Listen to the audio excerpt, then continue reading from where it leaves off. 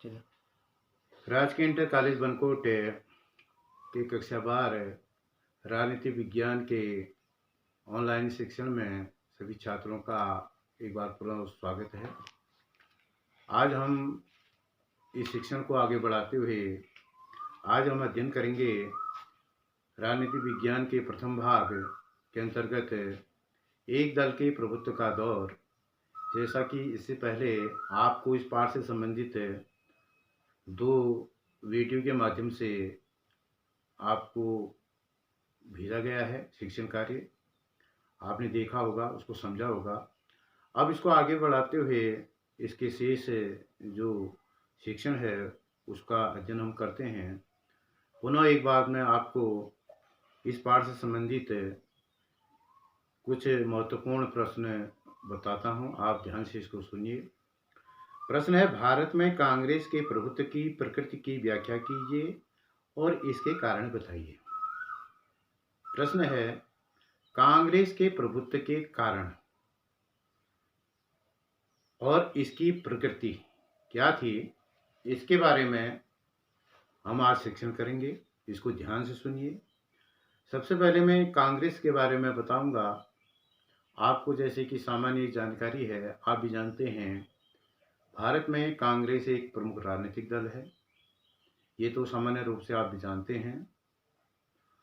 और कांग्रेस का जन्म कब हुआ, क्यों इसको बनाया गया, कौन लोग इसको बनाने में शामिल थे और इसके प्रारंभिक उद्देश्य क्या थे और इसके प्रभुत्व के कारण क्या थे, इन्हीं बातों को हम जानेंगे। सबसे पहले कांग्रेस का जो ऐतिहासिक पृष्ठभूमि है उस पर मैं बात करना चाहूँगा। आपने इतिहास में पढ़ा होगा कि 1857 में एक विद्रोह हुआ था जिसको 1857 की क्रांति के नाम से जानते हैं। और ये क्रांति अंग्रेजों के दमन नीति के खिलाफ थी और जो पूरे भारत में ये क्रांति हुई थी। और ये क्रांति ने जो है अंग्रेजी जो शासन था या ब्रिटिश शासन था उसको हिला करके रख दिया था। और अंग्रेजों को ये लगने लगा था कि अगर भारत में राज करना है तो भारतीयों की जो बहुत समस्या हैं उनका समाधान किया जाना चाहिए, और जिससे कि भारतीयों को लगे कि अंग्रेज उनके हितैषी हैं, उनके लिए कुछ कार्य कर रहे हैं। इसलिए उन्होंने बड़े विचार विमर्श के बाद भारतीयों को शांत करने के लिए या उनके समस्याओं को जानने के लिए 1850 में एक संगठन बनाने का सुझाव दिया। और एक अंग्रेज अधिकारी जिनका नाम A.O. ह्यूम था, उनके नेतृत्व में 1850 में कांग्रेस का गठन किया गया। और ये कांग्रेस का गठन अंग्रेजों ने इसलिए किया क्योंकि जो भारत में पढ़े लिखे नौजवान थे, भारतीय नौजवान थे या जो बुद्धिजीवी वर्ग थे, उनको एक मंच में लाना और उनके विचारों को जानना और उसके बाद उनके समस्याओं का समाधान करना, ये कांग्रेस का उद्देश्य था, कांग्रेस बनाने का उद्देश्य था।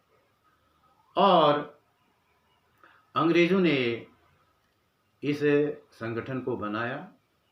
और जैसा कि आज कांग्रेस एक राजनीतिक पार्टी है, ये सब जानते हैं। कांग्रेस चुनाव लड़ती है और सरकार का गठन भी करती है। लेकिन जब प्रारंभ में कांग्रेस थी, ये कोई राजनीतिक पार्टी नहीं थी, बल्कि एक मंच था जिसमें भारतीयों को इकट्ठा किया गया था, भारतीयों को इसमें शामिल किया गया था। और अंग्रेजों ने इसके माध्यम से भारतीय नौजवानों को या बुद्धिजीवियों को, भारतीय जो नेता थे, उनको खुश करने के लिए इस मंच का गठन किया था।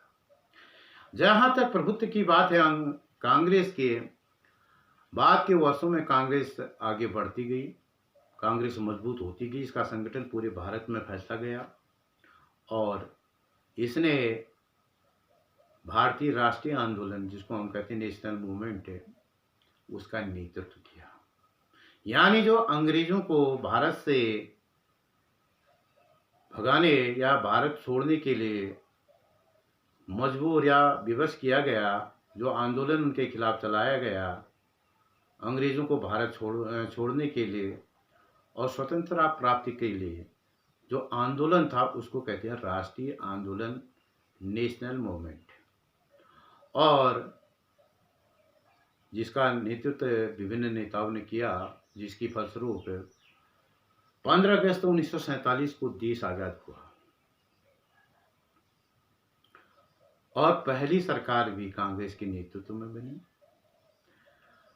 हमारे देश में प्रथम जो आम चुनाव है वो 1952 में हुआ, तब कांग्रेस विजयी हुई और कांग्रेस के नेतृत्व में केंद्र में सरकार बनी।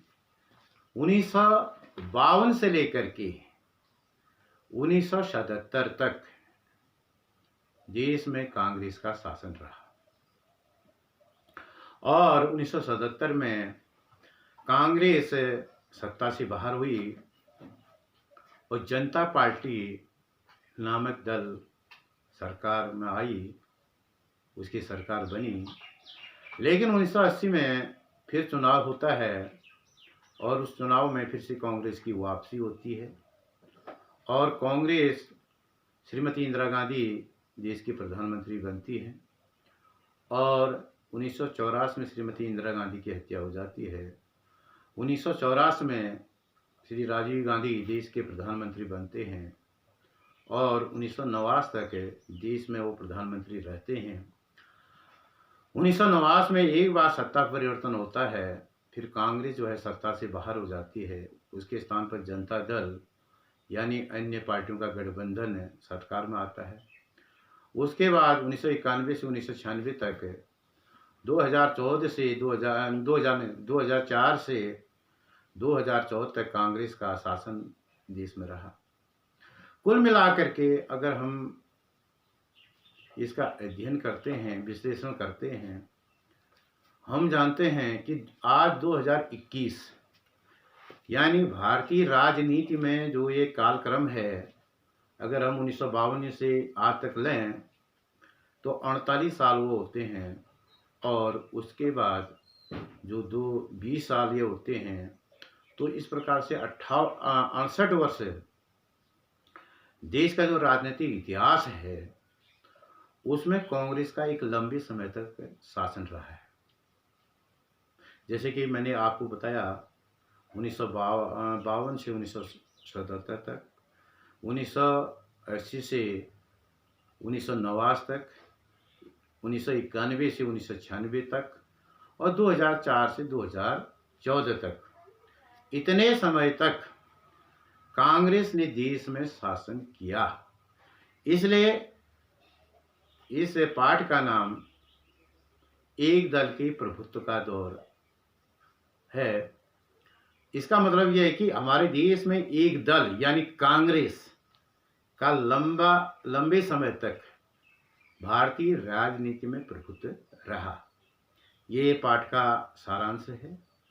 अब आते हम मुख्य प्रश्न पर।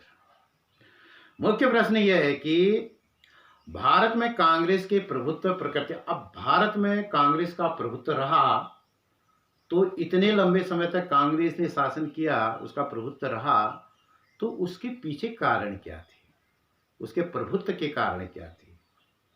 आज जैसे कि आप जानते हैं, आज हमारे देश में जो सरकार चली है 2014 से, वो है एनडीए की सरकार। एनडीए, नेशनल डेमोक्रेटिक अलायंस, जिसको हम कहते हैं राष्ट्रीय जनतांत्रिक गठबंधन, इसका पूरा नाम है। इसको राजग भी कहते हैं, राजग यानी राष्ट्रीय जनतांत्रिक गठबंधन, जिसके प्रधानमंत्री श्री नरेंद्र मोदी हैं, ये आप जानते हैं। लेकिन कहने का मतलब यह है कि हमारे देश में एक लंबे अवधि तक कांग्रेस का शासन रहा है। और ये शासन क्यों रहा, कांग्रेस का क्यों वर्चस्व रहा, उसके कुछ कारण दिए गए हैं, उन्हीं को हम जानेंगे। देखिए, कांग्रेस के जो सिद्धांत थे, प्रारंभिक सिद्धांत जो थे, कांग्रेस का जो अधिवेशन होता है उसमें उसके सिद्धांत घोषित किए जाते हैं। और प्रारंभ में कांग्रेस के जो सिद्धांत थे उनको मैं यहाँ पर बिंदुवार आप लोगों को बताता हूँ, आप ध्यान से सुनिए। नंबर 1, देश की आर्थिक स्थिति को सुधारने का प्रयत्न करना। आर्थिक स्थिति का मतलब होता है लोगों की आर्थिक स्थिति को सुधारना, यानी उनके जो जीवनचर्या है, जो उनके आर्थिक संसाधन है, उसको ऊंचा उठाना। हर व्यक्ति को रोजगार, गरीबी उन्मूलन जैसे कार्यक्रम जो है यह आर्थिक क्रिया के अंतर्गत आते हैं। और कांग्रेस का प्रारंभिक उद्देश्य यही था कि देश में जो गरीबी है उसको कैसे समाप्त किया जाए। नंबर 2, देश को आत्मनिर्भर बनाने का प्रयत्न करना। जैसे कि जब देश आज़ाद हुआ था, भारत एक खोखला था, भारत के पास संसाधनों की बड़ी कमी थी, विकास के क्षेत्र में भारत बहुत पीछे था। इसलिए देश को आगे ले जाने के लिए विकास बहुत आवश्यक था और इस विकास के माध्यम से ही देश को आत्मनिर्भर बनाने का प्रयत्न करेगी कांग्रेस। अगला तीसरा है आर्थिक और सामाजिक न्याय और संरक्षण का संकल्प है। सभी को सेवा कार्य का पूर्ण अवसर प्रदान करना। सभी वर्गों को जिस देश में निवास करते हैं उनको देश की सेवा का पूर्ण अवसर देना है, यानी उनको भागीदारी देनी है। समाजवादी व्यवस्था की स्थापना के लिए शांति, अहिंसा, लोकतांत्रिक साधनों का महत्व प्रदान करना। देखो, कांग्रेस का एक उद्देश्य था समाजवादी समाज की स्थापना।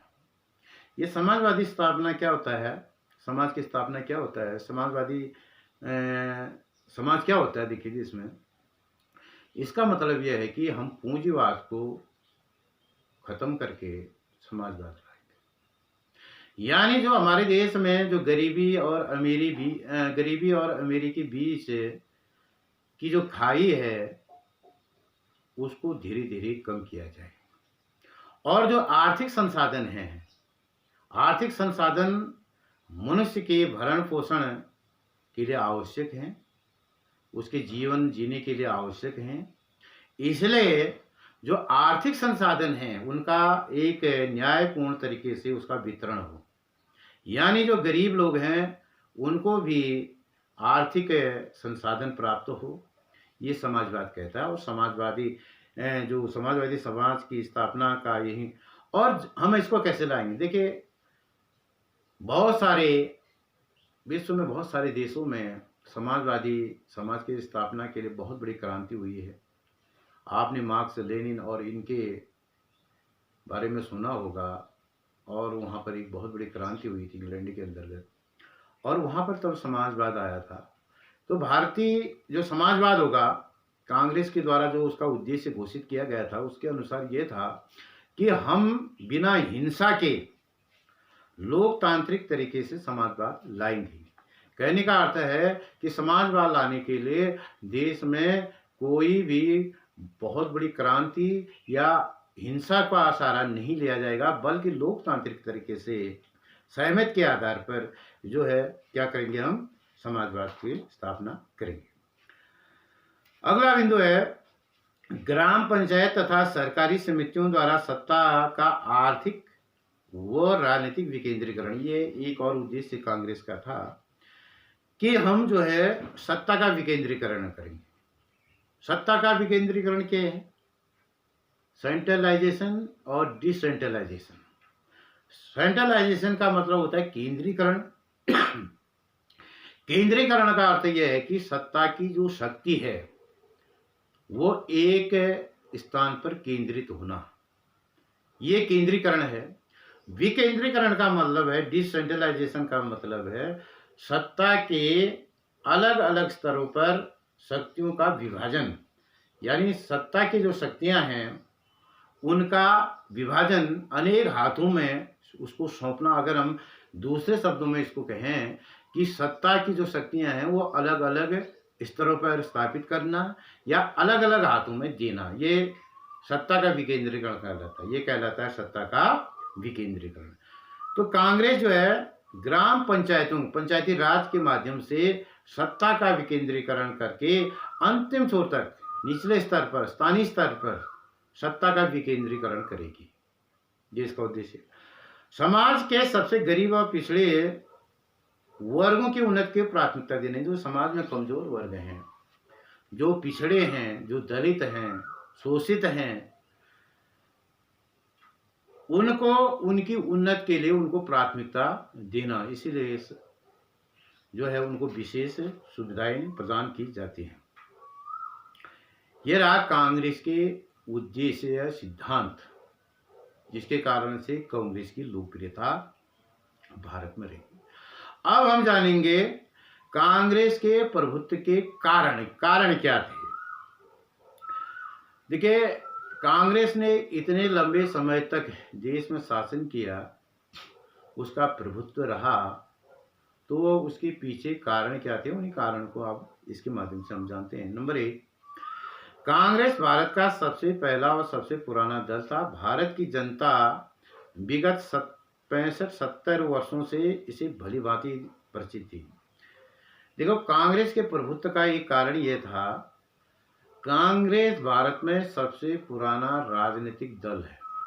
जैसे कि मैंने आपको बताया, 1850 में इसकी स्थापना होती है, और जिस समय देश आजाद हुआ उस समय इसकी उम्र लगभग 65-70 साल हो चुकी थी, और लोग, भारत के लोग सिर्फ कांग्रेस को जानते थे और पार्टी को नहीं जानते थे, क्योंकि वो पुराना दल था।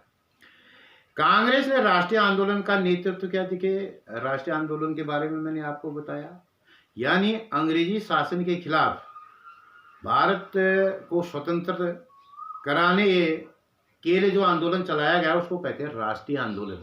उसके अंतर्गत सविनय आंदोलन, भारत छोड़ो आंदोलन और सहयोग आंदोलन, नमक सत्याग्रह, ये सारे जो आंदोलन हैं इन्हीं को राष्ट्रीय आंदोलन कहते हैं। और कांग्रेस के नेताओं ने, पंडित जवाहरलाल नेहरू या महात्मा गांधी, अन्य लोग थे, इन लोगों ने जो है देश की आज़ादी के लिए जो आंदोलन चला उसका नेतृत्व किया, वो कांग्रेस के नेता थे, और इसलिए कांग्रेस की लोकप्रियता जनता में थी। तीसरा है, देश के लोकप्रिय नेता, बड़े बड़े जो लोकप्रिय नेता थे वो कांग्रेस में शामिल थे। चौथा है, कांग्रेस के नेता अपनी निस्वार्थ सेवा, देश प्रेम, राष्ट्रीय हितों के शुभचिंतक और रक्षक, एक जनसाधारण के हितों को बढ़ा। देखिए, जो प्रारंभिक नेता हमारे थे उनकी बड़ी अच्छी छवि थी, बड़ी लोकप्रिय नेता थे वो, और लोग उनके कहने पर इकट्ठा हो जाते थे, पूरे समर्पण के साथ उनका साथ देते थे, और उनमें भी देश प्रेम की भावना कूट कूट करके भरी थी, और वो जो भी कार्य करते हैं बड़े निस्वार्थ भाव से कार्य करते थे, इसलिए लोगों में उनकी लोकप्रियता बहुत अधिक गहरी थी। ये भी एक कारण था। दलित संगठन की दृष्टि से कांग्रेस पूरे देश में फैली थी। दलित संगठन की दृष्टि से मतलब कांग्रेस का जो ढांचा था वो इतना मजबूत था और इतना फैला हुआ था, देश के उत्तर से दक्षिण, पूरब से पश्चिम, ये चारों ओर कांग्रेस का हर राज्य में, हर जिले में, हर गांव में संगठन था। इसलिए कांग्रेस का प्रभुत्व का एक कारण ये भी रहा। कांग्रेस की नीतियां तथा कार्यक्रम, समाज को जो उसके कार्यक्रम थे, नीतियां थी, वो समाज के लिए थी। खासतौर से सामाजिक आर्थिक प्रश्नों पर कांग्रेस विचारधारा, धर्मनिरपेक्षता, समाजवाद, ये इसके प्रमुख आदर्श थे, प्रमुख सिद्धांत थे, और जो जनता को सीधे प्रभावित करते थे, जो जनता के मुद्दे थे या जनता जो चाहती थी, उन्हीं मुद्दों को कांग्रेस ने हमेशा आगे बढ़ाया। कांग्रेस की नीतियां तथा कार्यक्रम, कांग्रेस एकमात्र ऐसा राजनीतिक दल था जो स्वतंत्रता के समय सक्रिय था।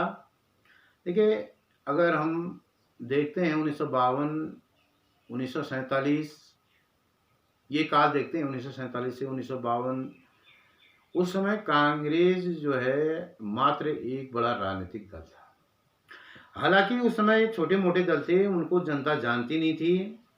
उसमें से एक साम्यवादी दल, साम्यवादी मतलब वामपंथी जो पार्टियां हैं हमारे देश में, खासतौर से वामपंथी पार्टियां हमारे वहाँ, भारतीय कम्युनिस्ट पार्टी, मार्क्सवादी कम्युनिस्ट पार्टी, आरएसपी और फॉरवर्ड ब्लॉक, ये प्रमुख साम्यवादी पार्टियां हैं। और ये दल भी उसमें थे, लेकिन इनको जनता ज़्यादा जानती नहीं थी। 1924 में साम्यवादी दल की स्थापना हो गई थी और जो चोरी छिपे कार्य करती थी, कांग्रेस को गांधी जी ने जनता के दिल, देखिए कांग्रेस के प्रभुत्व का एक कारण था कि भारत में जो उस समय के महान नेता थे जिनको राष्ट्रपिता कहा जाता था, महात्मा गांधी, उनका नेतृत्व भी कांग्रेस में रहा।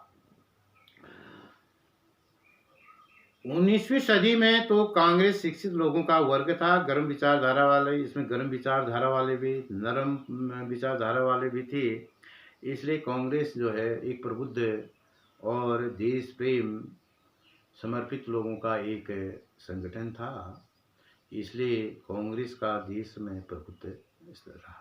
ये प्रश्न को आपने जाना, फिर भी इसमें कहीं पर आपको कोई चीज़ समझ में नहीं आती है तो हम भी उसमें पूछ सकते हैं मुझसे, आपके प्रश्नों का यहाँ से समाधान किया जाएगा।